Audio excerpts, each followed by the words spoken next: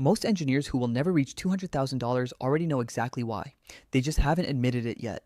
There is a pattern so consistent across the engineering profession that it stops feeling like coincidence and starts feeling like architecture, like something was designed this way. In 2019, a compensation study tracked over 40,000 software engineers across three experience bands: junior, mid level, and senior. The researchers expected to find a clean gradient: more experience, more money. Simple, predictable.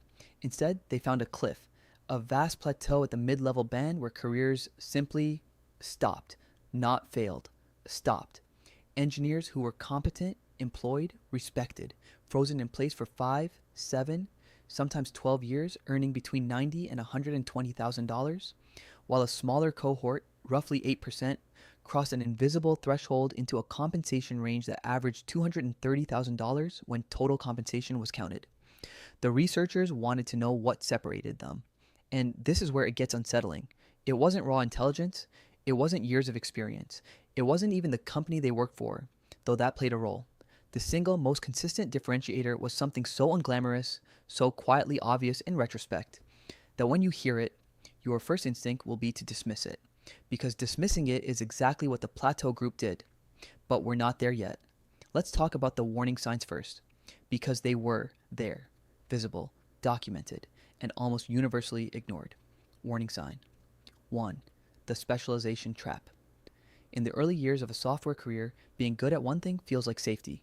You become the React person, the Python person, the person everyone calls when the database acts up, and the organization rewards this positively: raises, praise, a sense of identity.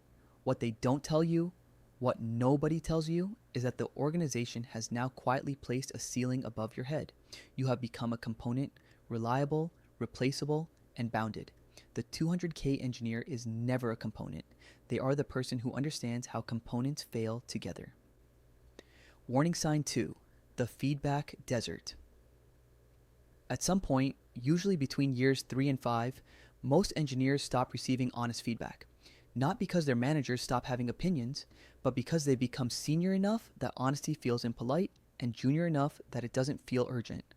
They exist in a professional dead zone where performance reviews are warm, vague, and meaningless.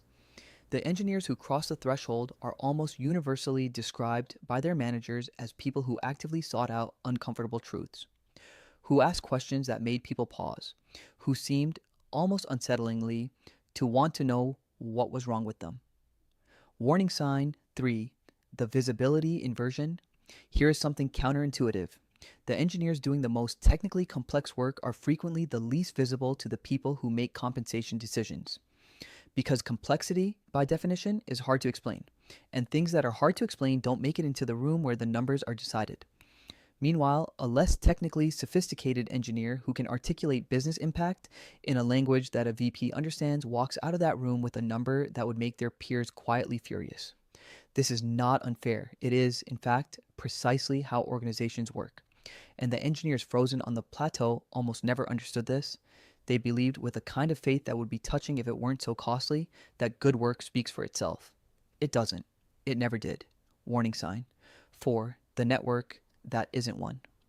Most engineers have LinkedIn connections. They have former colleagues. They have people they describe as professional contacts. What they don't have, what almost none of them have, is a network that generates opportunity without them asking for it. The 200K cohort, when interviewed, described career-defining moments that arrived unexpectedly. A recruiter who called. A recommendation from someone they'd helped years earlier. A door that opened because their reputation had moved through a system they'd quietly maintained. They weren't lucky. They had built infrastructure. The Plateau Group was waiting to be discovered. Discovery, as a career strategy, has a success rate that rounds to 0. And now we arrive at the collapse, because this is where the pattern stops being abstract. The differentiator the researchers found, the one that was so unglamorous that it invites dismissal, was this: the 200K engineers had, at some point, made a conscious decision to stop optimizing for comfort and start optimizing for leverage. They had looked at their careers not as a job they were doing, but as a system they were building. and they had been willing to accept short-term discomfort, harder roles, higher visibility failures, slower immediate growth in exchange for compounding long-term position. The Plateau Group had optimized for safety at every decision point, and safety, accumulated over years, becomes a cage so familiar you stop noticing the bars. The warning signs were there: the specialization trap, the feedback desert, the visibility inversion, the hollow network. Each one a quiet signal that the trajectory was flattening. The engineers who crossed the threshold didn't have better luck. They had better information, and the willingness to act on it when it was still uncomfortable to do so. The ones who didn't are still waiting, still competent, still employed, still wondering why the number never changed. Systems don't fail all at once. They fail because at each decision point, someone chose the easier path and then chose it again and again until the path was all there was.